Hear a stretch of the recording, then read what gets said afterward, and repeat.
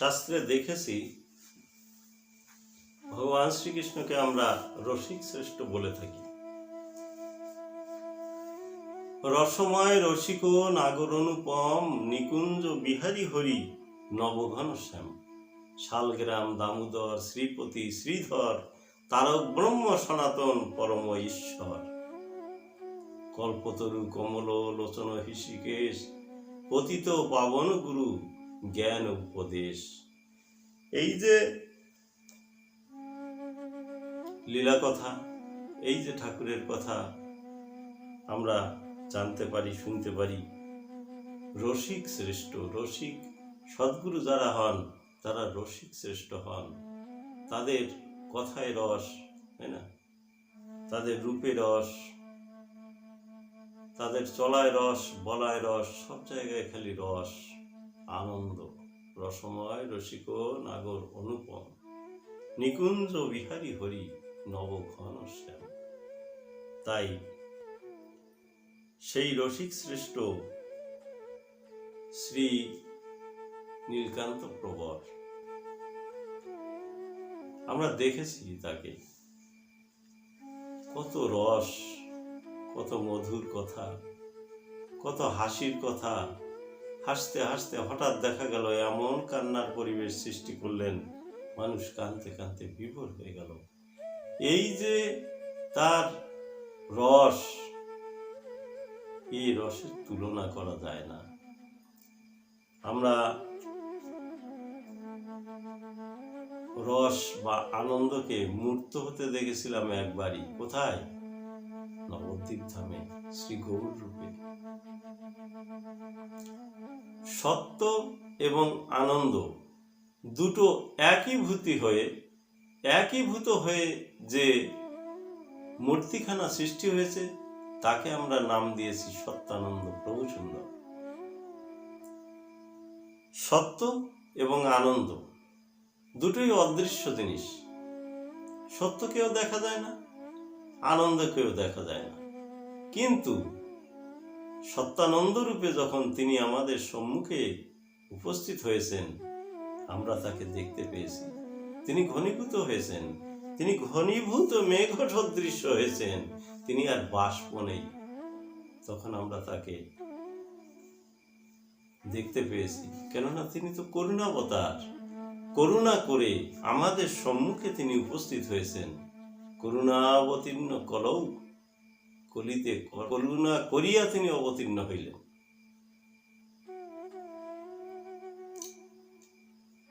সেই ঠাকুর সত্যানন্দ, তারই প্রিয় ভক্ত শ্রীমন নীলকান্ত রসিক শ্রেষ্ঠ। সেই রসিকের কথাই বলবো। কবিগান হচ্ছে 1966-67 খ্রিস্টাব্দ হবে অনুমান। দণ্ডকারণ্যে বসতি স্থাপনের কয়েকটা বছর হলো মাত্র। নূতন গন্ধ তখনও যায়নি। পড়লে পরে ভাষা দিয়ে জানা যায়, কিন্তু মুখে বললে পরে সেই ভাষাগুলো তো দেওয়া সম্ভব হয় না। তা আপনারা পড়বেন, আপনাদের কাছে অনুরোধ, আপনারা এই গ্রন্থগুলো সংগ্রহ করে পড়বেন। ঠাকুরের লীলার সাথে যুক্ত হলে পরে ঠাকুরের কাছে পৌঁছানো যায়। যদি আমাদের ইচ্ছা থাকে যে না, ঠাকুর কেমন ছিলেন, ঠাকুরকে একটু দেখতে পারলে ভালো হতো, আপনারা এই লীলা নিয়ে ঘাটাঘাটি করেন, দেখবেন ঠাকুরের রূপ আপনাদের সামনে ভেসে উঠবে। এটা ওঠে, তাই তো আমরা পূজা করি। ভগবান শ্রীকৃষ্ণকে কোনোদিন দেখিনি, দেখবো কিনা তাও জানি না, কিন্তু তার যে রূপ ও বিগ্রহ, যেটা তার একটা ছবি, সেই ছবিটা নিয়ে আমরা ভাবি এই কৃষ্ণ। ওই ভাবতে ভাবতে যখন ভাবুকের মনে, তাই না, বেশি করে দানা বেঁধে যায় না, তখন ওই রূপের মাধ্যম দিয়ে রূপময় পুরুষ সামনে চলে আসেন। তখন ভক্তগণ তাকে অনুভব করতে পারেন, ভক্তগণ তাকে ধরতে পারেন। তাই এই কবিগান হচ্ছে।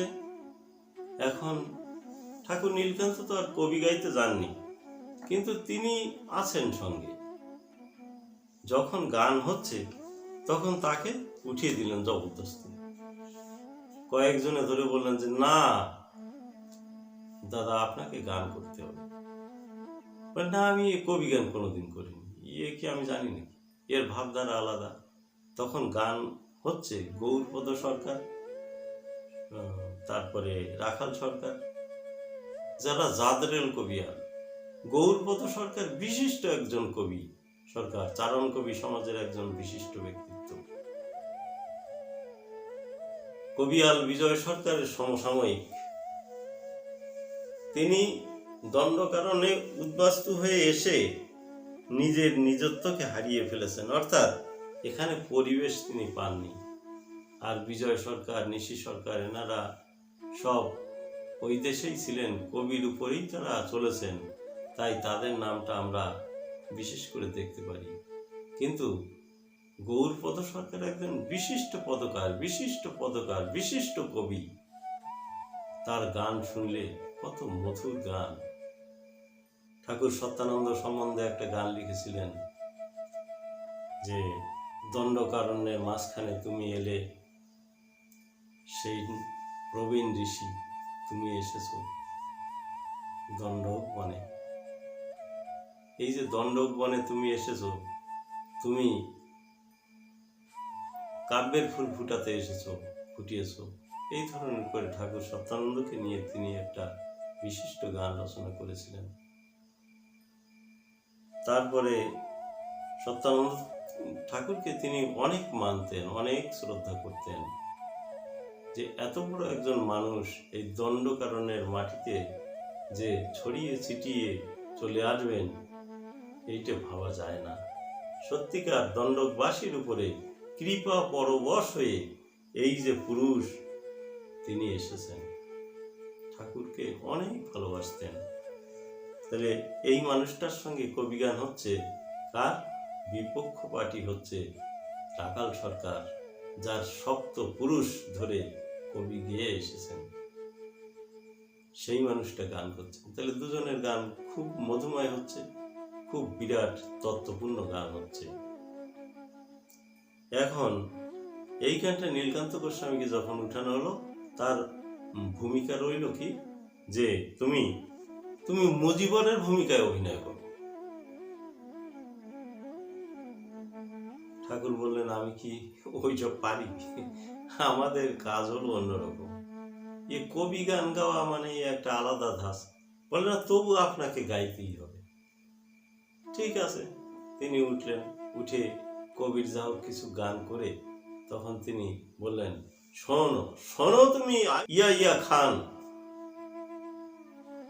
তুমি আমাকে মারার জন্য গর্ত খুঁড়েছ, তুমি আমাকে মারার জন্য অনেক চেষ্টা করছো। আমি মরে যাব, দেহ মরে যাবে, কিন্তু আমার রুহু, আমার আত্মাকে তুমি মারতে পারবে কি? এই একটা ডায়লগের মাধ্যমে ঠাকুর শ্রী নীলকান্ত এটা বলেছিলেন। যখন বলেছিলেন তখন একেবারে হাততালিতে চারিদিক মুখরিত হয়ে গেল, যে কি কবি শুনছি আমরা। ঠাকুর শ্রী নীলকান্তের মুখে এমন কবি তো জীবনে শুনিনি। আর এই প্রথম কবি গান শুনলাম, আর এত ভালো ডায়লগ তিনি দিলেন, মানে এইসবগুলোই খুব একটা কবি গানেও তিনি নাম করেছিলেন। তাই নামী পুরুষ যারা, তারা সব কিছুতে নাম করতে পারেন। তা আমরা সেই সকল পুরুষকে দর্শন করেছি, তাদের সঙ্গে দুই একদিন হাঁটাচলা করতেও পেরেছি। এ তাদের অসীম করুণা আমাদের মতো অভাগার উপরে। তাই ঠাকুরকে ধন্যবাদ দিয়ে ছোট করতে চাই না, তবে ঠাকুরের সেই প্রেম শরীরে জীবনের যে কয়টা দিন বাকি আছে যেন চলতে পারি, এইটি হলো কথা। তারই কথা বলতে হয়, যে কটা দিন আছে বাকি, তোমায় যেন ডাকি, দেখা না পাই তবু যেন ঝরে দুটো আখি, আমার মন মাতানো পরাণ পাখি রে,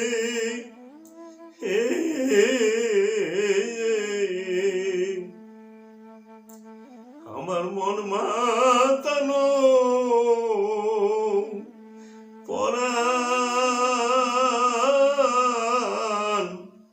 পাখি রে,